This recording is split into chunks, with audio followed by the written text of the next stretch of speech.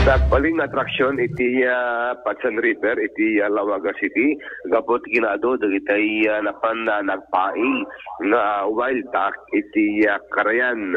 Makas magita iti video agyalangoy agyaladto dagiti wild duck nga kulay brown nga digit tanda sinumpanan digit nag-Indian jay na kapalamisya nagsasabol iti Karendas.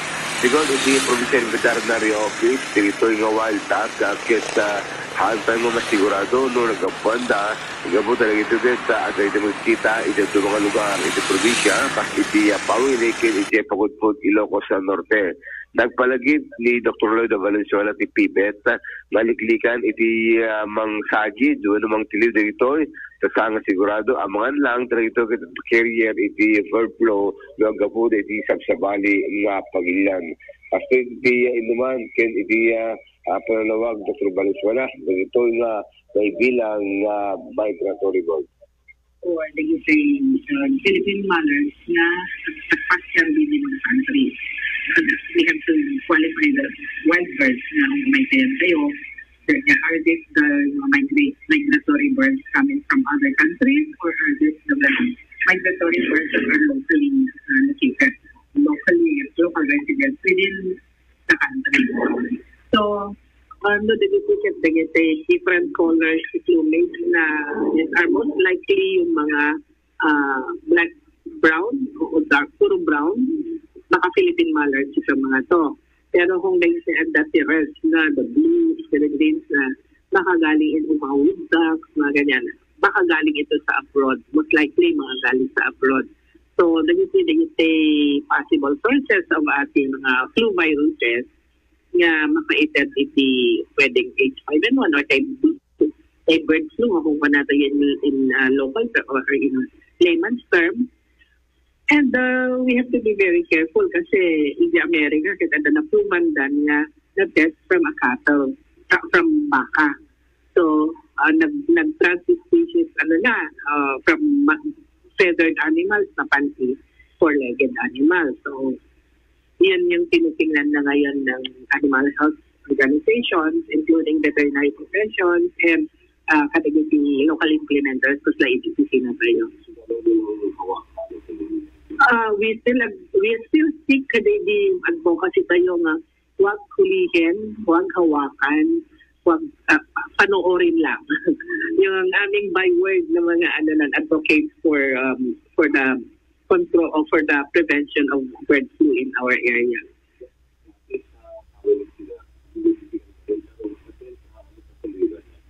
Sa rivers, any water kung basta dati food sources na pwedeng silang pwedeng marshy area kasi di Banggi, the marshy area din di Manayon. Ayan.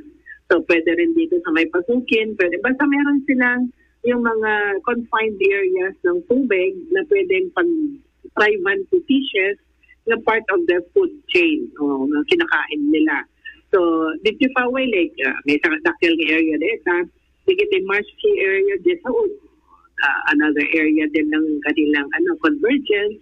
Ito Manayon sa ibang setsay and agpaabagatan hanggang sa Agusan Mars. So, ito yung mga areas kung saan sila naglalagay. Meron mga wading birds din na sa shorelines ng beach, pero mas marami tayong nakikita sa mga water areas like kung madama irrigation dagiti farmers dagiti talsalon makita tayo dagiti white-legged herons so white-legged yung mga tagak na makikita tayo dagiti talsalon. So these are all part of the possible sources of infection for bird flu ngayong kasad na dalada ng virus.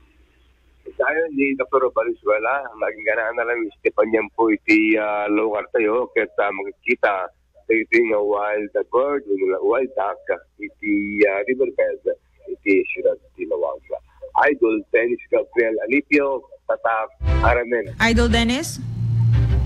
Yes, Idol Juan. Deti kang kanenda din no kwa dita Padsan River adaba digiti anamot aris garanda nga kanenda dita. Dito ikan no kwa Idol Juan iti subsupulan dito mataraon dito nga wild duck. Idol Juan. Di ba papa ko na dano kwa ti layman term tayo dito Ilocos Norte dati wild duck? Iti papakit, iti puraw, iti white egret, iti takilpinat na. Iti wild duck, iti brown, iti kulay na ito dyan. So, ito papa, iti puraw, iti atito, iti kangkanaway ako na tayo, atito, iti saka na, iti imo na, iti white egret, iti term, iti eksperto. Di ba natayab di gito eh? Wala tayad na, ito kayang-kaya na, travel ti kapsabali nga pagilian, yung nawagan na ito si migratory, sa intungal at nalamis na lugar, ay sa pagturungan na, yung dumating na ito na baga nag-migrate, yung tumatayab, hindi po sa lugar nga yearly, makikita na ito, kada ito nalamis na lugar, italtalon, kasi tamatin iti kabambantayan. Malaksi diti Padsan River na monitor ba dagiti Tagalawag City mat kadagiti kataltalunan? Well, dahil doon yung taltalon met, dagitay white egret, dagitay ang kanawin po natin yun, hindi masasama magkita.